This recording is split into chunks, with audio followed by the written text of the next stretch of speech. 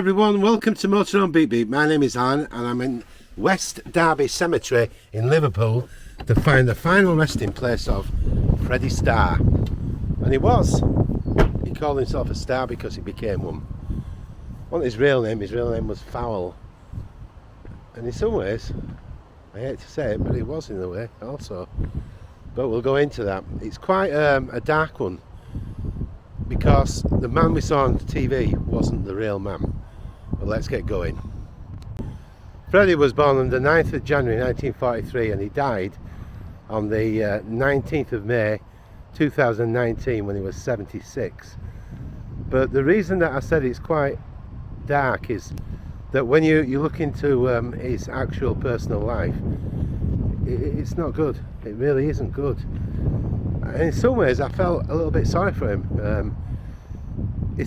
The main details were his father was an alcoholic, a bare-knuckle fighter, a tough guy, you know, a strong guy. And when Freddie was a child, he used to beat him up regularly, and he even broke his legs twice. The poor kid went into care. Can you imagine, you know, having a start in life like that? And it's no, I mean, sometimes people have really bad childhoods, you know, and they come through all that adversity and they turn out good, but sometimes it will affect you, I've no doubt. So he was one of 6 children. Not a good beginning, was it, to have a parent like that? It really wasn't. When I was in Liverpool last time, I met a lady who'd met Freddie Starr personally, and they seemed a very honest couple, and she was young, and she said, oh, he was quite a ladies' man, you know, he chased the women, you know, with great passion. But I mean, okay, there's nothing wrong with that, a young guy, fair enough. But I think he had a reputation for being tough, and when you look at his personal life later on, it was terrible. I mean, it was almost like the career and the exposure to all that, you know, celebrity kind of blew him, and in real life he just couldn't cope with it. What really caused his biggest problems were later in his life, in the early 2000s, when he was part of the U-Tree investigation. And you've heard Jim Davison talk about it, and he said Freddie just couldn't hack it. He could not stand it. They were looking into an alleged relationship with a young girl. It never went to court, but the problem was that Freddie felt the pressure. Jim Davison said in an interview that it really was getting to him, and he had a stammer, and he used to, you know, yeah, yes, Jim, yes, I hope that get her, you know, and all that kind of thing. He was stuttering all the way, and Jim said he was cracking up. I've been now accused of fiddling with some young bird in the back of a transit outside the Cavern Club in 1968. I told them, you mad, transits never come out till 71. Why did you tell him we're going to eat a block of concrete? I just thought it up. What actually financially did him was also the legal battle, which they reportedly said cost about $1 million. He was a pauper at the end of all that. He got no money left. So all his career, all that work he'd done, all those many thousands of pounds that he'd earned, they all went down the drain. And what a terrible thing in your older age. Can't think of anything worse, can you? And the reputation. I mean, it had waned anyway, because stand-up comedy in the there was a period when the button got pressed and all this kind of comedy that Freddie did, and he was fantastic, was he not? I mean, he's got to be one of the funniest guys I've ever seen in my life. The wildness, the impulsiveness, you know, just amazing.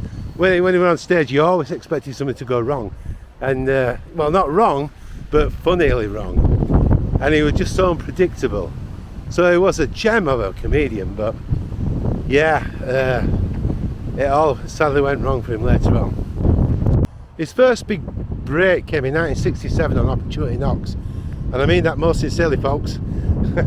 I once spoke to Paul Daniels. I'm not name dropping, but it's true, he was on the show, and he told me that the clapometer, I interviewed him, he was a nice guy by the way, and he said that the clapometer, which was an arrow accordingly moving up or down to how popular or by the applause, was a con. It wasn't real. It was two guys pulling it on a bit of string, and they all got told who's going to win, who's going to be number 2 and who's going to be number 3. So it was all a con. But he was a very interesting guy, was Paul. So he was on there with Freddie and the Delmonts, and that's what shot him to fame.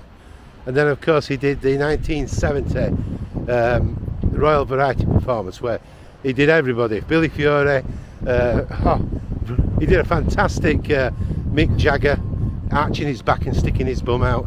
Oh, it was amazing, and he just had a wonderful ability to be able to mimic all these people in such a funny way. A true talent. He was a star in that way, for sure. And that show shot him more into the stratosphere of fame. Tom Jones.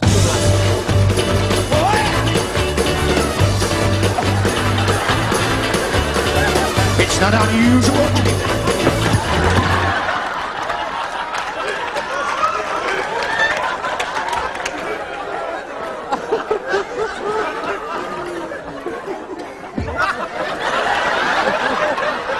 And of course he used to have those little shorts, didn't he, the Hitler shorts, Adolf Hitler shorts.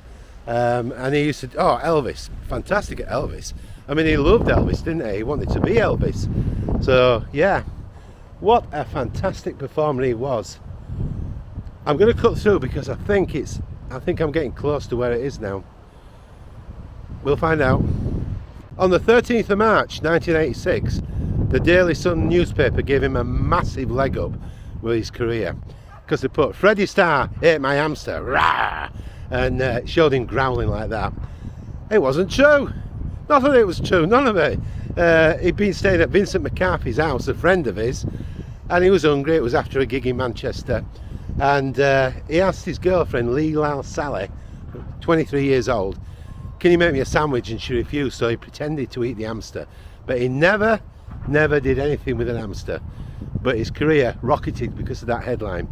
And of course all his gigs were that, weren't they? Freddie Starr ate my hamster, all that kind of thing were going on. I think the one thing that he really wanted to be was Elvis Presley. He absolutely loved Elvis, and he looked good, didn't he? He looked like a smaller version of Elvis almost, and he had a good voice, and when he got the jumpsuit on, he looked the part. He was good, he had a good voice, and he really wanted to be Elvis, you could see that. Don't blame him, really. People often say I look like Elvis. You can be cruel. When the yew tree thing was going on though, near the end of his life, it is, golly, I mean, what a terrible thing to happen to anybody. I don't think it was nice. I remember he ran away to Spain. He got a villa there, and he was running low on cash, and what really happened was that it bankrupted the court. Like I said, it was $1 million, I believe, and he had no money. In fact, when his funeral was conducted, there was no money for his funeral, and it was the actual undertaker who paid for it. Probably got publicity, but they paid for it. His own daughter has been on documentary saying on how cruel he was and how nasty and argumentative he was. And I remember seeing a few documentaries myself. There was one I remember watching it, and he wanted to control how he came over on the documentary.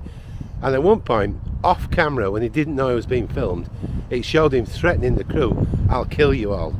You know, I hate to say it, I really do, but I do think he was a very sort of unpleasant person, really.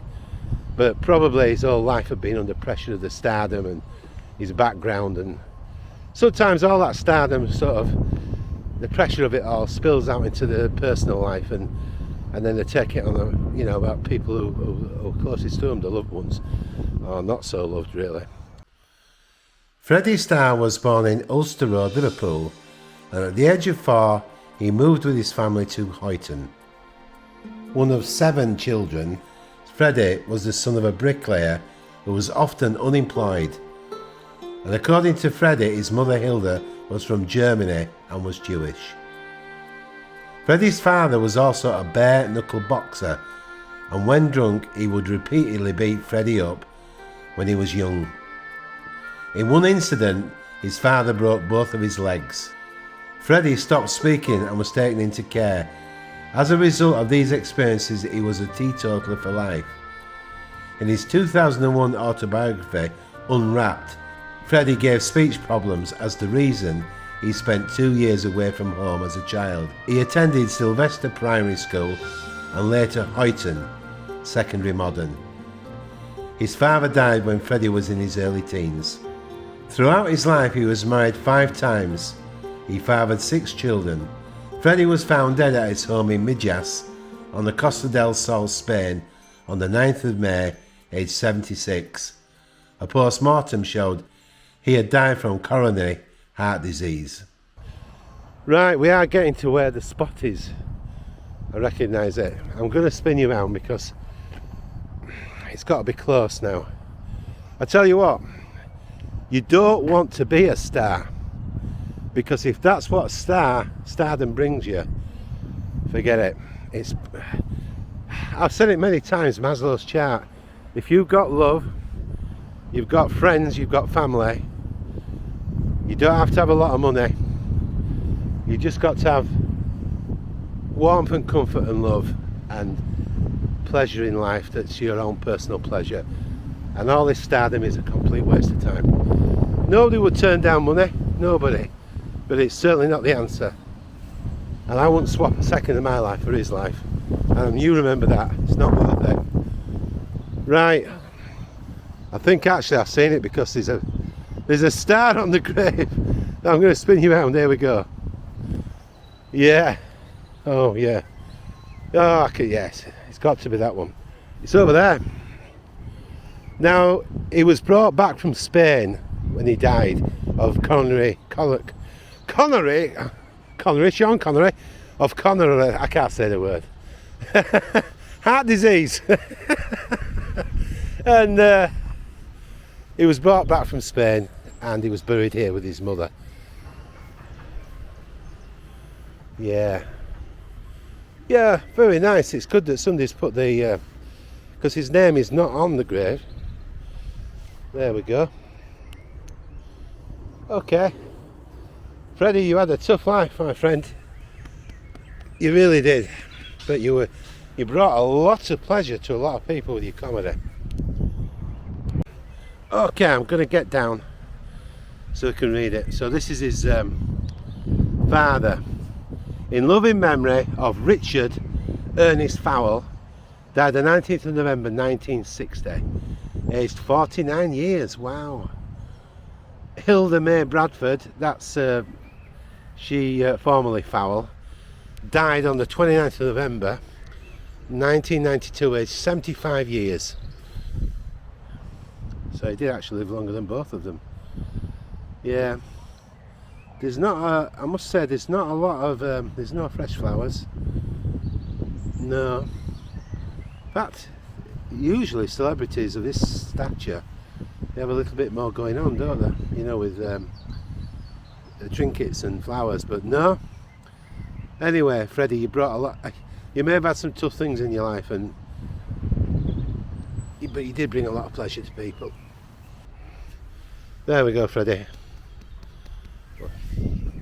You've got to be one of the funniest guys ever as a comedian. A true talent. Watching you doing Mick Jagger was amazing. Okay, it's time for the flower, the Motown BB flower.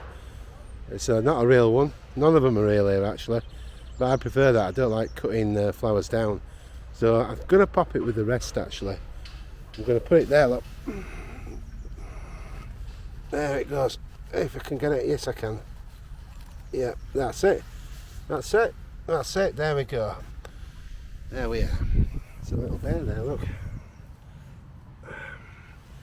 It's quite cute, isn't it? Bye, Freddie. Well, I kind of found that a bit of a sad one again because of the life, the real life, you know. I met a rabbi once at, I'm going to name drop it, was at Uri Geller's house the day that Michael Jackson were going. Talk about that for name dropping, or what? But it's all true. And he was called Rabbi Botiek. And he was doing a book called A Psychic and a Rabbi. Tell you a funny story. When I was doing Uri Geller's website, the first thing I ever did on it was we put it on, a friend, Mark was helping with it, and he put on by mistake, a rabbi and a rabbit, and Uri saw it. We'd only just put it on and he rang up, ah! So it wasn't a good start, you know, but it all went okay after that. But anyway, back to Rabbi Botiek. He said if you throw a stone into the water, the ripples go out and carry on. And it's like the actions that you do, if they're good or bad, they go on forever. So in your life, we don't have to be perfect, we're human beings, but if we can do mostly good, then it makes life better for everybody, including ourselves, and we feel better and everybody feels happier. So be kind, that's the answer, that's what I'm getting to. Try and be kind, and it makes the whole world a better place. Do your best. And don't forget, subscribe to the channel and a thumbs up and a comment if you don't mind, because I love the comments. If you like the content, please subscribe, seriously. And okay, sad one, but an interesting person. Great for the entertainment world, but if that's being a star, we better not be a star, I think. Take care, everyone. I'll see you all very soon on Motorhome Beep Beep. Bye from me, Alan. Bye bye.